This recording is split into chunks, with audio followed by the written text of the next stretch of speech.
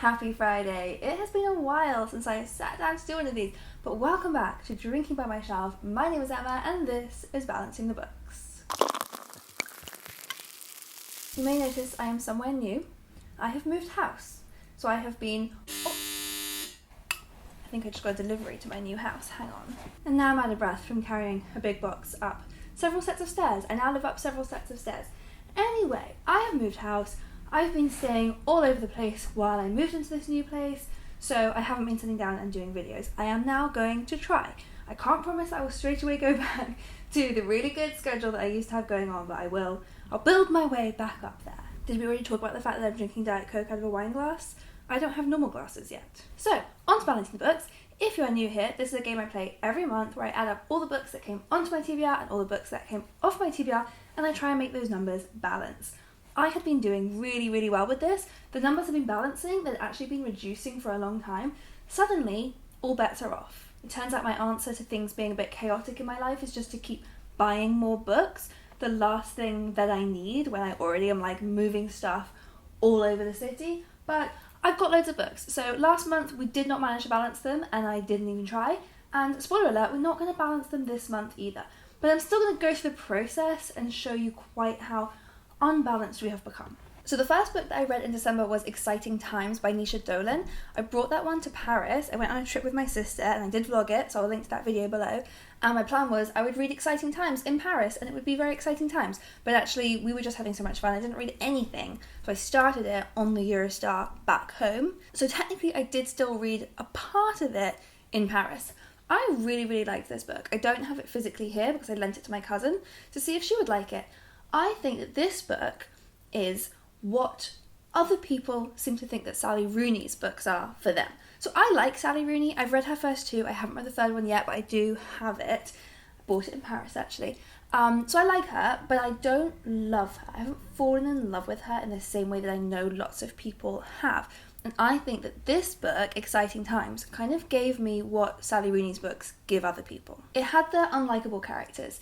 It had the slightly mundaneness. There's not much plot, it's just characters making bad decisions and treating each other poorly. And that's kind of what Sally Rooney's books are. And I like that as a concept to read about. But I personally find in Sally Rooney's books, I feel a bit too detached from the characters. Whereas in Exciting Times, we have our main character is a girl who is living in Hong Kong. She's teaching English as a foreign language. She's Irish. So you get loads of really interesting discussions about language in there. And she is a bit of a hot mess and she is continually making really terrible decisions, but you're way more let into her brain, let into her way of seeing things. So I found that even though me and her are very different people and we wouldn't do the same things or make the same decisions, I still felt like I could really relate to her because I was so in her head, so I was following along with all of her thought processes. And the way that she thought about the world was just very interesting. I believe that Dolan is autistic and that this character is also autistic, but it's not explicitly mentioned in the book, so I can't really comment on that anyway, but it was just, the character had a very interesting way of thinking about the world and I really enjoyed reading that. Also the main character is bi, so it's basically just this love triangle. She's got this guy that she's sleeping with, then she falls in love with a woman. She continues to fuck everything up the whole time. I thought it was fun and exciting times. Then I went to Edinburgh for the weekend, so Tasman and I went up to stay with Jean, and we also met up with Leanne up there, and we just had so much fun. There's some vlog footage, I think on Tasman's channel she has some, and also Leanne did a video of us opening these incredible presents she gave us. Do I have mine to hand? No, I would have to stand up and I'm not going to do that.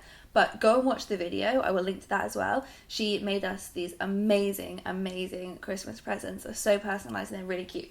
Anyway, so we had this lovely weekend in Edinburgh, and we did, as you can imagine, with a group of booktubers, a lot of book shopping. So I bought this one from, it's called Golden Hair Books, I think. This is Cursed Bunny. Jean said that she had enjoyed this one. It's a collection of short stories, but it's kind of horror meets sci-fi meets magical realism. It's translated from Korean. I like things that are slightly creepy, but not too full-on terrifying for me and not like too gory. This one I just think is going to be a bit creepy and mesmerising, and I am trying to read more translated books. This one I bought from Toppings. So there is a Topping & Co bookshop. I've been to the one in Bath a couple of times and I love it so much. The one in Edinburgh is just as gorgeous. It's just huge. It's like endless maze of books. So I bought this book called You Exist Too Much, which is about a young woman in Brooklyn moving in with her first serious girlfriend. So they're trying to make this comfortable relationship, but then our main character keeps having these kind of reckless encounters with other people, and she's got a lot of issues, I guess, that she's been like pushing down by being in the closet through her teenage years. So I just thought that sounded good. I think that's a naked lady in the background. And I think that You Exist Too Much is a good title. I bought this book, Hot Stew. I actually bought this for someone else, but they already had it. So now I'm going to read it. It's set all throughout Soho, and I read some reviews when I was looking at it, and it was just talking about how it kind of really brings Soho to life. And it's about these women who live there. They live in this building that's owned by a billionaire who wants to convert it into luxury flats. So it's about kind of reclaiming their home in Soho. And I also got this, so this was just, Jean was doing a big clear out. I've never read a Meg Miranda book before. I don't know that I will love her. I feel like I've moved on from the stage in my reading life when I used to read a lot of these kinds of thrillers.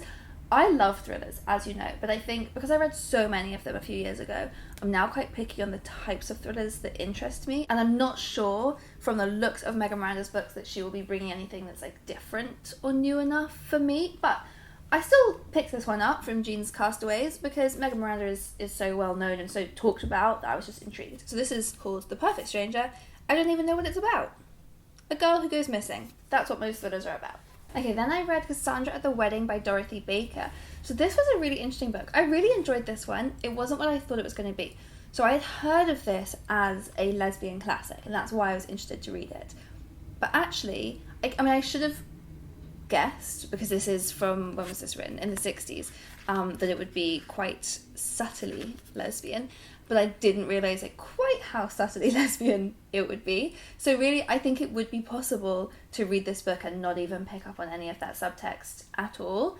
There were a few conversations in here which I did feel like I very much understood that that's what they were saying. So our main character is a woman called Cassandra, and she is coming home to see her twin sister who's just got engaged, her beloved twin sister, and she desperately wants to stop this wedding because she has this kind of fear of their relationship being torn apart. So the book is very much about the sisters, and it's about mental health more so than it is about being a lesbian. But there are a few conversations that she has in this book with her grandmother. There's one where, what does she say? It's the most explicit it gets. I'm not going to be able to find it now, but the grandmother says something like, you being a, and then she says, don't say it, don't say that word. And the grandmother is like, I don't think there's anything wrong with you being that. So they kind of address it that way. And it's very interesting. So Cassandra is this strange character. She's very intelligent. She's very academic. It is hinted at that she has affairs with women, but that she kind of sees herself as above them. So she's not comfortable with being gay. She's not comfortable with falling in love with a woman. She thinks that she's above that, and so she almost puts all of that love, all of that potential love, onto her sister instead, and she kind of wants them to have this marriage in a sense, because she wants a marriage, and she doesn't want it with a man, and she doesn't really understand that she could have it with a woman. But because if we're talking literally, she couldn't at this time in history. She could not marry a woman, but she could live with a woman in a marriage-like way, and that just doesn't sit comfortably with her. So yeah, it was just interesting. Don't go into it expecting it to be this big lesbian classic, because it's mostly just sad on that topic, but I did really enjoy it, and it's kind of darkly funny the whole way through, and I loved all the stuff about sisters, because I love reading about sisters. It says on the front here that it's a dark comedy about marriage, but I would say it's more a dark comedy about sisters, about twins. They're identical twins. The twin thing is very strong. Then I went shopping, and I bought Kim Jiyoung, born in 1982, so this is the book that I'm going to be reading with my patrons this month. It's translated from Korean. It's been a really big deal. Everyone's been talking about this book, and it's about a woman and about mental health, I think. Kim Jiyoung has started acting strangely. Kim Jiyoung is depressed. Kim Jiyoung is mad. Kim Jiyoung is her own woman. Kim Jiyoung is every woman. It's about being a woman. From work, I hauled these two books, The Interview and The Love of My Life. I just think these will be really fun. So I've read both of these authors before. The Interview is by C.M. Ewan, and I read his last book that was called... don't remember. It was set in the middle of the night and someone breaks into your house, and it was very fast paced and terrifying. This is what the cover roughly will look like. So this is about an interview. It's 5 p.m. on a Friday, you've been called for an interview, you're all alone in this building with the man interviewing you, and the interview gets more and more disturbing. So it's about this kind of claustrophobic, realising that you are alone in a building with someone that you don't know. Her dream job or a deadly trap? Who knows? And then this is The Love of My Life by Rosie Walsh. She previously wrote The Man Who Didn't Call, which I really enjoyed. It was just like an unexpected treat for me. It was a love story, mystery, thriller with a big twist, and I just thought it was really fun. So I'm excited to read her next one. This is about a woman who has been lying to her husband for their whole life. He doesn't even know her real name. I wonder why. I'll find out when I read it. Then it was Christmas and I went home and I got sent a little Christmas PR present. So this is How to Be Perfect by Michael Schur, who's the creator of The Good Place, and I love that show. So this is a philosophy book, but like it looks like it's going to be sort of funny, accessible philosophy book that gives you the correct answer to every moral question, because there is, in fact, a correct answer. Chapter 1, Should I punch my friend in the face for no reason? Chapter 4, Do I have to return my shopping cart to the shopping cart rack thingy? I mean, it's all the way over there. Fantastic. I think I will really like this, because I have a lot of moral questions in my head, and so I would like to know the correct answers to them all. I read this bad boy. This is To Paradise by Hanya Yanagihara. It is massive. It is about 700 pages. It took me quite a while to read it, and I vlogged the whole thing, and I put that over on Book Break. So I will link below to that, so you can watch me reading it all. I really enjoyed this. This is very, very different from Hanya Yanagihara's most famous book, which is A Little Life. I've read all 3 of her books now, and they are all totally different from each other, which is fun. I admire an author who can do that. The only thing that is the same is that she is a very beautiful writer in all 3, and all 3 are mostly about men, and in fact largely about gay men. So that does seem to be something that she enjoys writing about. This one is not a big tearjerker like A Little Life, so if you were scared of reading that, you're safe here. It can be very sad and very moving in parts, but it's not the kind of emotional trauma that A Little Life was. And in fact, that's her first book, The People in the Trees, was. That one also I found very disturbing. This is divided into 3 sections, so it's set in 1893, 1993, and 2093, and they're kind of totally unconnected, except the characters have the same names in each section. So you always have a Charles, a David, and an Edward, but they are different people in each book, and they have slightly different relationships to each other, but the dynamics kind of are mirrored. So like the character who's called Charles always has this love for the character called David that's kind of not being reciprocated, and in some of the books that love is kind of father and son, and in some of it it's them being in a relationship with each other. So she kind of plays with the different dynamics between humans in different relationships. And also the stories are set in what could potentially be 3 completely different worlds, like parallel universes, or could actually be one continuing timeline. So the 1893 is an alternate version of our history.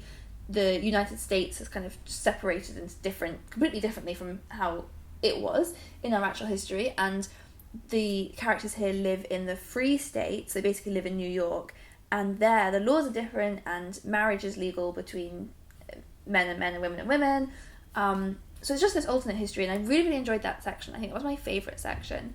The middle bit is roughly our real version of the 90s, and it kind of goes between New York and Hawaii. And then the final section is the future, in which there have been multiple pandemics. We're looking at a future where there's just been COVID pales into insignificance. There's just been pandemic after pandemic after pandemic, and the world is totally different and dystopian and terrifying. And so it's kind of up to you whether you think those are 3 totally different worlds, or if actually you think they could have led into each other. And I kind of like to think they could have led into each other. It's not a straightforward book. It's not a straightforward book to read, and it's not a straightforward book to summarise. But it's a very interesting book to think about and to talk about. So I mean, if it wasn't 700 pages long, I would say it'd be a good one for a book club, because you'd have loads to chat about, but people might get cross if you made them read a 700 book for a book club. So it depends what your friends are like. I did also get some extra books over Christmas that I accidentally left at home. So, you know what, for the purposes of this, I'm going to pretend they don't exist. They can go on January's Balancing Books or February's Balancing Books. Whenever I next go home to pick them up, we'll get those. So for now, we are barreling straight through Christmas, and let's go to the final book that I read in 2021. This is We Run the Tides by Vendela Vida. This was a present, and I loved this book, so I gave this one 5 stars. It is a coming-of-age story. It's set in San Francisco. It's about these teenage girls, and we're going to go full circle, because at the beginning of this video, I talked about a book that gave me everything I think Sally Rooney was supposed to give me, and this book, I'm going to say, gave me what Elena Ferrante was supposed to give me. I gave up on Elena Ferrante's first book. That's the only one that I've read. Is it called My Brilliant Friend? I think that's the one I tried, and I DNF'd it because it just wasn't for me. But in this one, I got all the things that people talk about from that. So it does have these toxic friendships between young girls, but I found it so much more relatable. People always said about Elena Ferrante that, you know, it's the most accurate portrayal of female friendship ever written, and it just did not ring true for me in any way. Whereas this one I found I could relate to so much more. It's set in the 80s, so their version of childhood is not the same as my version of childhood growing up in terms of the things that we had access to, but I still found it like really mirrored my memories of childhood, mostly in the way that being a girl this age, everything is just so important. Everything matters so much, and actually it's just a lot of pretty everyday things that take place in this book.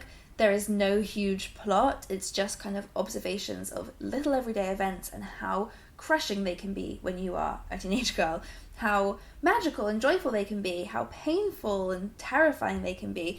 And so I loved that. And the book is also really funny. It just really threw me back into the experience of being 13 years old and feeling like the world is yours, but also like the world is against you and you don't know what to do about it. And it also kind of unexpectedly, right at the end, flashed forward and had a bit set in the present day where we meet the characters as adults, and I really enjoyed that. I wasn't expecting that to happen. I didn't know that the book was going to do that, but I liked the context that it gave to see what would have happened to these characters later on. How would their childhoods have shaped the paths that their lives were going to take. It's really lovely.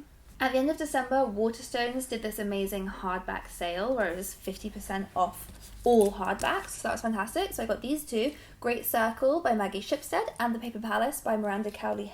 This one kind of gives me Evelyn Hugo vibes. I've had this one recommended to me by a couple of people. So it's set in 1950. This woman who is a female pilot, she wants to fly a circle around the globe and things go wrong. And then in 2000, we have this young woman who is an actress and wants to play the role of the pilot in a movie. An enthralling journey over oceans and continents and a drama of exhilarating power. This one I'm interested to read because, so this was recommended to me, I went shopping with a friend from work, she recommended this to me, and then my sister said that she read it and hated it, so I'm intrigued to see which way I will fall on this. It's a story that unfolds over 24 hours and across 50 years. I love that kind of thing. So it's set all in one day but has like flashbacks going into the past. I think that I'm going to fall on the side of loving this one, but let's see. I borrowed this one, Open Water. I've heard so many people talking about this book. It has been very buzzed about.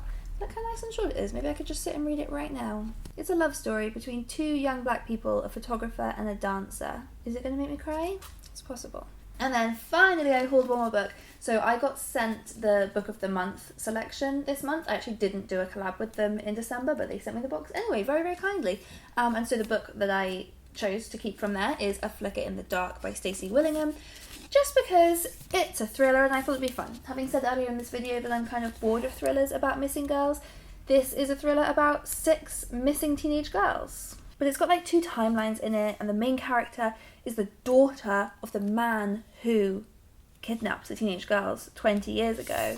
So, you know, that's a little extra something fun for me. So in conclusion, I hauled 12 books in the month of December and I only read 4. So that's not balanced. And as I hinted, I'm not going to do anything to correct that because you know what? Happy Christmas me. I'm going to have all these books. Everything's fine. And it does mean that I finish 2021 with a very nice round number on my TBR of 50. I was doing so well. I was nearly down into the 20s, I think, at one point, but we've shot right back up, and that's fine with me. I've got 50 books on my TBR. Welcome to 2022. Let's see if I can read them all. Unlikely.